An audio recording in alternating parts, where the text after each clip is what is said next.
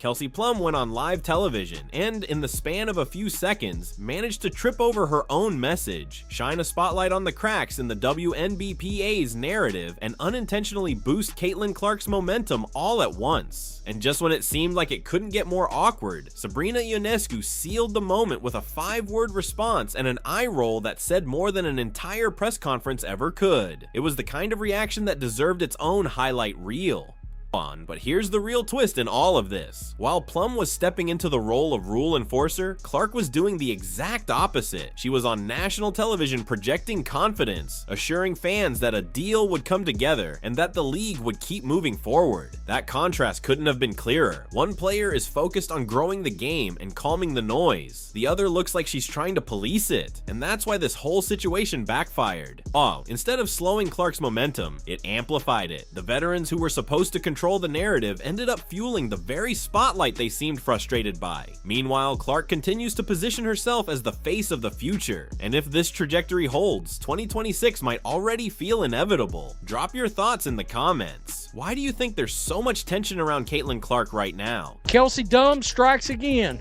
Just united front was determined this morning that we had a meeting for, and not to tattletale, but 0 members of Team Clark were very present for that. But no, we were just we had a very that really needed to be mentioned. That was ridiculous. That was childish, and Sabrina had to let it be known. I don't really think that was necessary.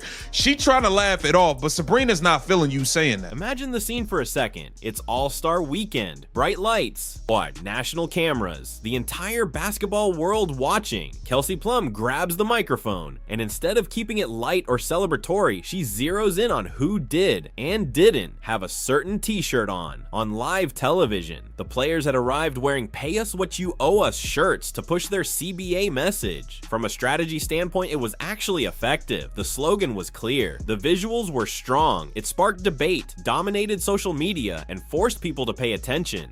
As a coordinated statement, it did exactly what it was supposed to do. Up to that point, everything was landing perfectly. Media training, bro. I hate to see y'all really need media training. This was so unnecessary. And then you gonna take shots after that trash game y'all displayed? And then Kelsey Plum grabbed the mic and shifted the entire tone. In her own words, she said, not to tattletale, but 0 members of Team Clark were very present for that. That's what she decided to highlight on live TV during All-Star Weekend, about players sharing the same stage. Think about that for a second. The purpose of those shirts was to unite the league around better pay. It was meant to send a collective message, a show of solidarity, a clear "we stand together" moment from the union. Instead, Plum used that spotlight to single out Caitlin Clark and her side. What was supposed to be a powerful labor statement suddenly felt personal. A unified push turned into a public call-out. In one sentence, the focus shifted from collective bargaining to pointing fingers. And it happened in front of the entire basketball world. Now, Sabrina Ionescu quickly,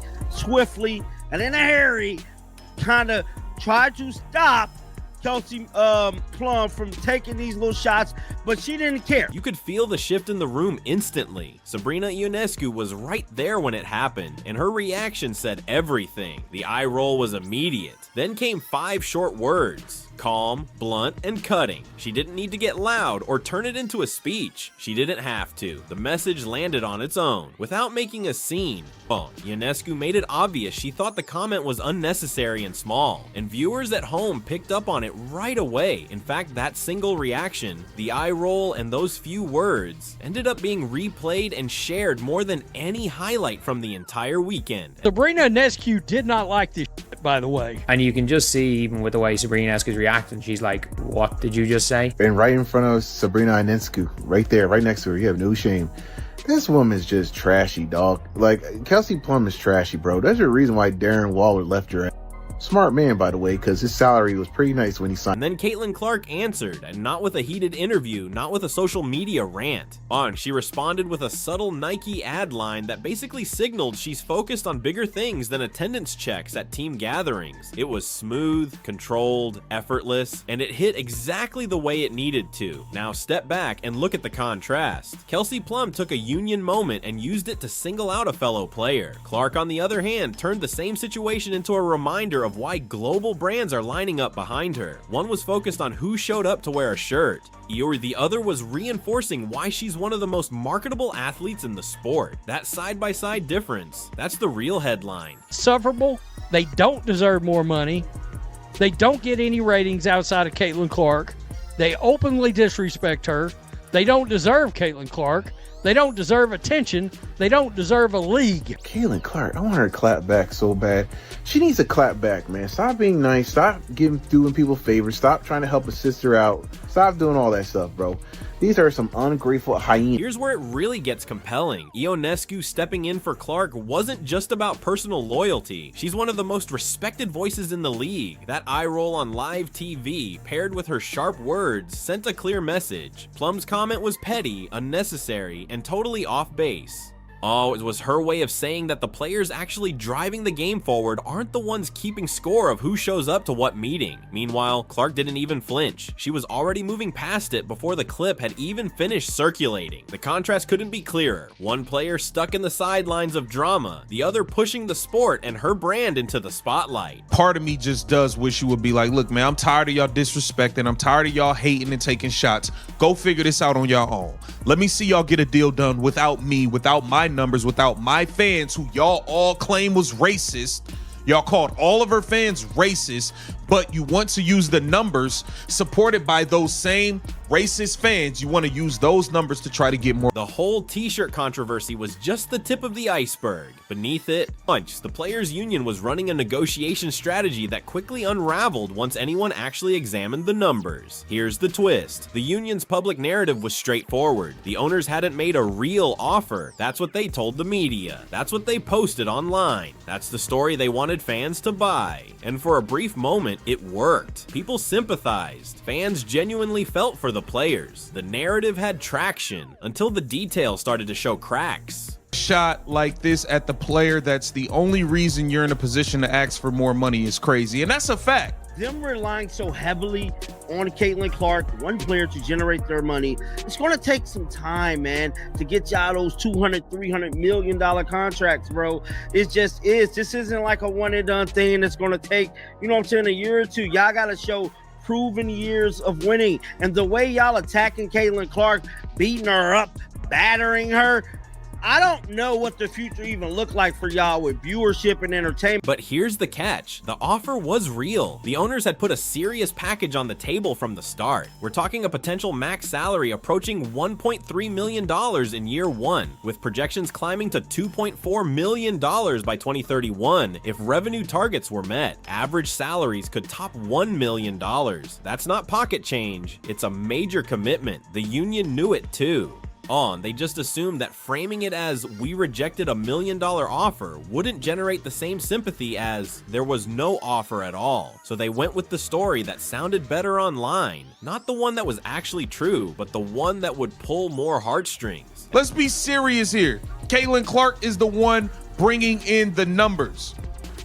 We watched the ticket prices drop 50% when Caitlin Clark was announced that she will not be participating due to her injury. The ticket prices dropped by 50% for an all-star game. That should tell y'all other players, you're not as popping as you think you are. And then it took a turn for the worse. The union arranged a face-to-face meeting with the owners, the kind of sit-down that's supposed to signal seriousness, that shows you actually want progress. But Kelsey, Plum, and Nafiza Collier, two of the lead negotiators, didn't show up. They simply didn't go. Even the Players Union Executive Committee, the people actually in the room hashing out the details, voiced public frustration over how the situation was being handled. This wasn't some minor scheduling hiccup. Even insiders were fed up with the chaos. We get here. How did we get to an all-star game in Indiana where Caitlin Clark is not healthy enough to play? Well, it all started last year in her rookie season, where she received 20% of all the flagrant fouls in the league. And most of them came from Angel Reese in the Chicago Sky. And these weren't basketball plays. They were not only fouling her, but they were getting up, laughing about it, laughing about Caitlin Clark getting assaulted. Any other work environment, people go to jail for what's going on. But it doesn't stop there. Let's address the glaring conflict of interest at the heart of all this. Nafisa Collier and Brianna Stewart are co-founders of Unrivaled, a direct competitor to the WNBA. They literally have a financial incentive for an alternative league to succeed. And yet these are the same people sitting at the table negotiating the WNBA's labor deal. This isn't a minor footnote, it's a huge red flag, and somehow it went largely unaddressed by the union. Then things got even more restrictive. The union imposed a ban on any direct contact between players and team owners, or even the teams themselves, during negotiations. That's not a strategic bargaining move. That's a full-on lockdown, cutting off players from the very organizations they actually represent on the court. You're going to mess around and a large, massive group of fans are going to be like, enough is enough. We've never had to see anything like it in sports, but you don't see these other leagues going around talking crazy about their fan bases all the time like this league does. It's continuous. They're running their mouth about the people that are paying money to see them. You don't have other jobs where people walk up. You're in a public job that's in front of the world. Fans noticed, the media noticed, and the players who stand to benefit most from a new deal, the younger stars without massive brand deals or side ventures, were being guided by people who, frankly, had incentives to see the WNBA's momentum slow. The trash negotiations label started spreading online almost immediately, and honestly, it stuck. When the sports media world starts piling on, you know something real is happening. After Plum's all-star comments and the CBA fiasco, the criticism came fast and hard. Colin Cowherd didn't hold back. He called Plum's remarks a string of missteps and described going after Clark as attacking the Golden Goose. And he didn't just stop at criticism, he made it land. He said before Clark arrived, the WNBA was like one of those airlines that made you pay for a cup of water. Now the players are flying private, so maybe, then he added bluntly, it's time to grow up, girls, fast. That wasn't subtle. That was Cowherd telling Plum in no uncertain terms that she was squandering a huge opportunity. Why do you take a shot at the Golden Goose, Caitlin Clark? You guys were flying before she arrived on one of those airlines that made you pay for a cup of water. One of those airlines that is the planes are the color of a highlighter. Now you're flying private. Okay, if you're in a band and you're staying at the Motel 6 and you add a band member and now you're at the Ritz-Carlton, keep your issues to yourself. All right, you went from a Motel 6 in a sketchy part of town to a Four Seasons in the shopping district.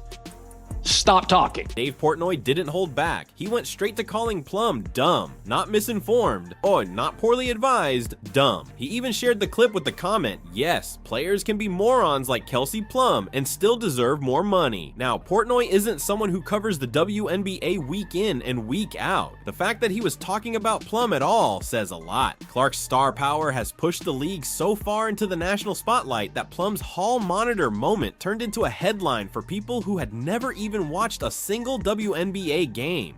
Don't mind the t-shirts. I think you have leverage. I think you deserve more than 9%. But it's just misstep after misstep. It's time to grow up, girls. Like fast. Like this is the player that got you off the airline that was bright yellow. Right?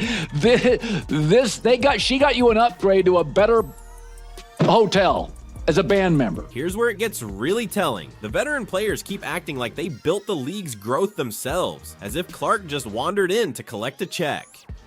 But the data tells a completely different story. When Clark skipped the 2025 All-Star Game, ticket prices plummeted by more than 50%, more than half. Analysts tracked it. Games featuring Clark consistently pull the highest TV ratings in WNBA history. Merchandise sales, attendance, broadcast deals. They all spike when she's on the court. So before Plum starts counting heads at a t-shirt meeting, maybe she should take a hard look at the numbers that actually move the league. They deserve a big raise, maybe not 50% of revenues, because NBA stars, there's a lot of them, and they move the needle.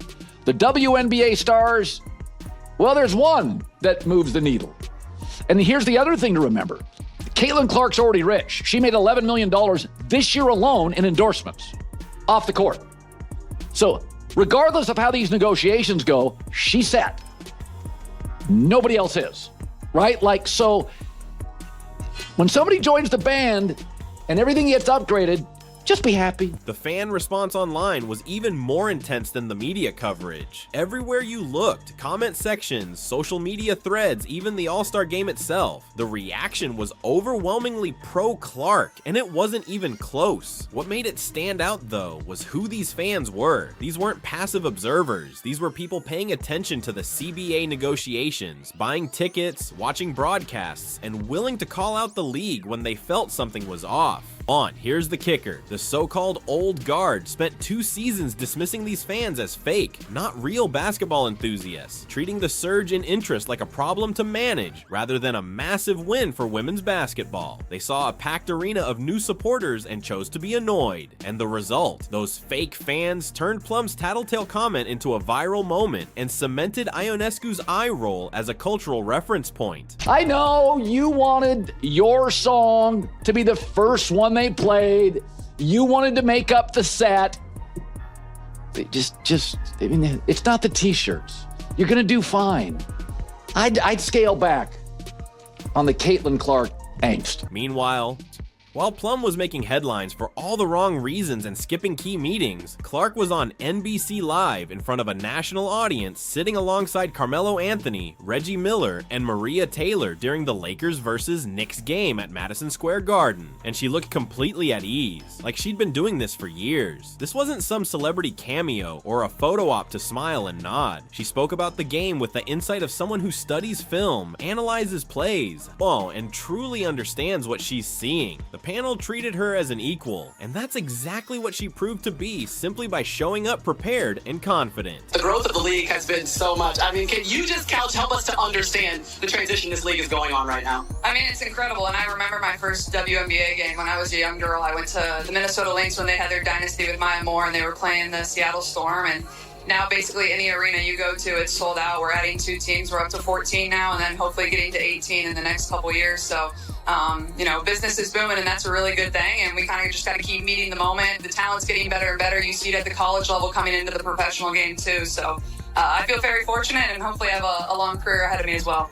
Then someone asked Clark about the CBA, and this is where it really stood out. She didn't dodge the question. She didn't take a shot at the union, play the victim, or make it about herself. Instead, she said, honestly, I don't think this is just a big moment for the WNBA. I think for all women's sports, this is one of the biggest moments we've had. I feel very confident that we're going to achieve something. And she didn't stop there. I really believe we're going to get something done in the next few weeks. Now, picture this contrast. On one side, union lead negotiators skipping face-to-face meetings, issuing statements that don't match the facts, and even banning players from speaking with their own teams. On the other side, Clark, live on NBC, calmly telling the nation she believes a deal will happen. That's not just effective PR, that's leadership in action. It's a different type of buzz, and obviously when LeBron comes to town, it's probably really different, but Knicks fans are crazy, and I love it. I love people that are passionate about basketball, so it's pretty incredible. Yeah, you kind of know them inside and out a little bit, Reggie. You've stolen their souls and their hearts